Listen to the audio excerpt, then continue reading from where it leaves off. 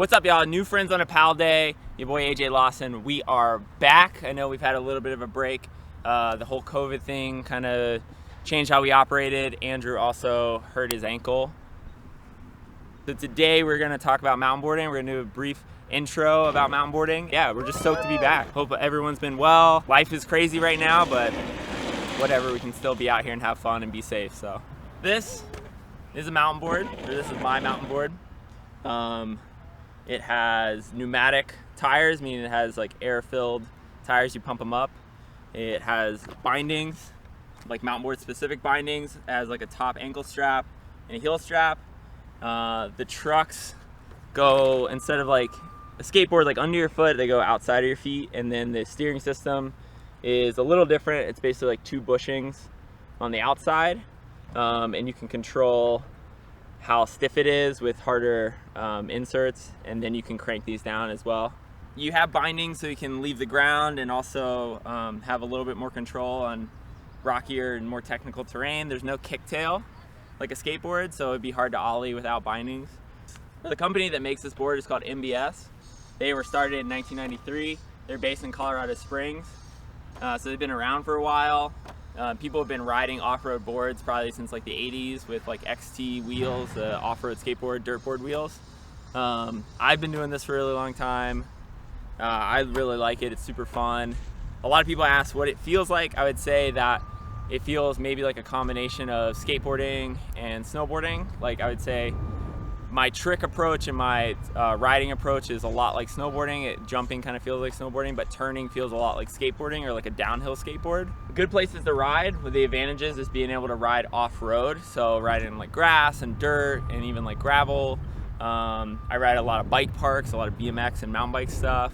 A grassy hill is really fun to ride because it's just easy. This is where you should start mountain boarding. Just somewhere that is has a good run out, that's softer terrain, and yeah, just easy to carve on and learn on. We're gonna talk about real quick like just where you should start mountain boarding. This grass hill in this park is perfect. We'll do maybe more of a longer explanation. I might try to teach someone. So if someone wants to learn how to mountain board, I know people have been hitting me up, but come out, I'd love to teach you, and we'll do a whole like episode about that. But for now, I just want to show you like how to turn, how to stop, and then we're gonna go hit some jumps and go faster at Valmont and see what else we have in store for the day. I always suggest wearing a helmet. If you go to any like bike park, most of the bikers are wearing helmets. You go pretty fast, and it's just a good safety precaution. It's good to protect your head. But I also really suggest wearing gloves. I wear these like kind of more heavy duty work gloves. Similar to like a downhill skater. When you slow down, you may put your hand down, and riding over like rougher terrain, the grass isn't too bad, but when you ride like maybe dirt, it's nice to have something on your hands, and it's also like a good protective thing to wear. So at the minimum, I would say wear this. Some people wear like more pads. Like again, I relate it more to biking because we're kind of going close to the same speeds and we're hitting some of the same stuff. So I try to think about that when I'm riding. So we'll go into it with this. So this hill has like a nice run out, like it flattens out.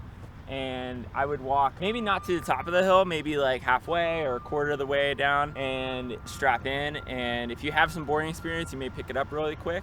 If not, you may want to like strap in the board, like pick it up with your foot, just to see what it feels like.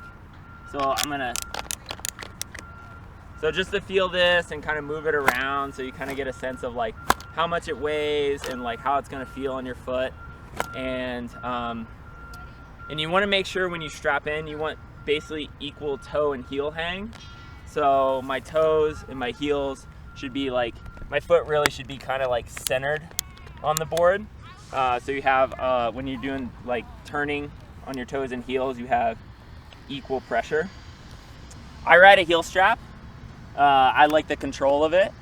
Some people don't. And sometimes I do one-footed tricks, or I kick my board, so I'll put it out of the way like this, so then I can get my foot in and out pretty quickly. If I was gonna fall, try to land on my tires instead of like trying to like kick my board away and land on my feet. But that's totally a personal preference thing. Everyone does it differently.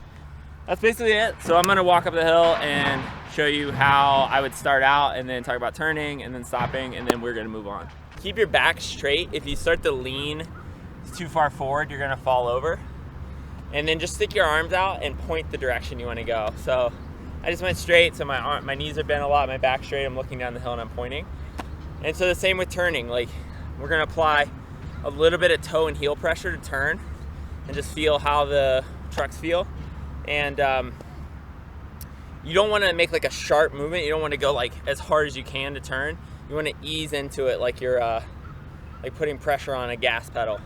And then to stop, we're gonna make just a heavy J-turn and we're gonna power slide. So we'll get down really low, maybe like if we're doing a heel side J-turn, we're grabbing Indy, grabbing like front side, you can even like this, and then putting your hand on the ground, your front hand as a little guide, and just make an aggressive heel side turn, open your shoulders up, and the more aggressive you are, the more you'll slide. And it may take some practice, but that's basically the best way to learn how to stop. And the better you get, maybe you can stand up and slide occasionally, kind of like a downhill skater or a skateboarder. When they bomb a hill, they put pressure on their front foot and then they push their back foot and make a hard turn. So that would be the best way to stop. There are handbrakes that people ride with. I've ridden with those in like really technical, like gnarly terrain, but I would say it's better to learn like something like this without a brake to get some board control and then see how you feel. All right, so that was just a brief overview of where to start mountain boarding and what mountain boarding is. We're gonna do a more detailed one, and I really wanna teach someone, so again, reach out if you wanna learn.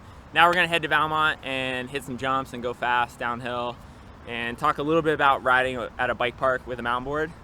And along the way, maybe we'll stop and get smoothies or something, wheatgrass shots, because we're in Boulder. All right, so we're out here, made it to Valmont. We stopped and got our juices, smoothies. I'm feeling very healthy. But Valmont is a really awesome bike park. It's one of like the first bike parks like this in Colorado that I know of.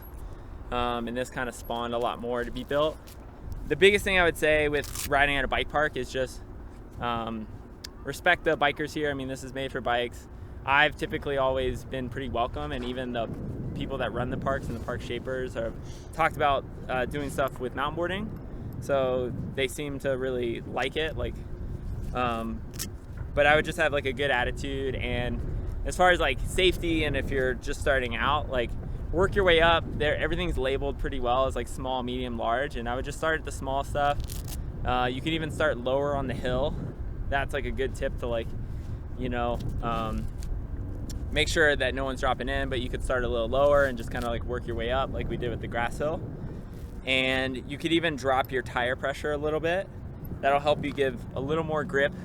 I run my tires pretty high, but dropping your tire pressure will give you some more grip, and it'll also help control your speed a little bit. Boulder's a really beautiful place, and I really like riding here, so I kind of wanted to show people what mountain boarding looks like in a park, in a dirt park. Ain't that so, Miss Claudia? Y'all boys stay cool out there.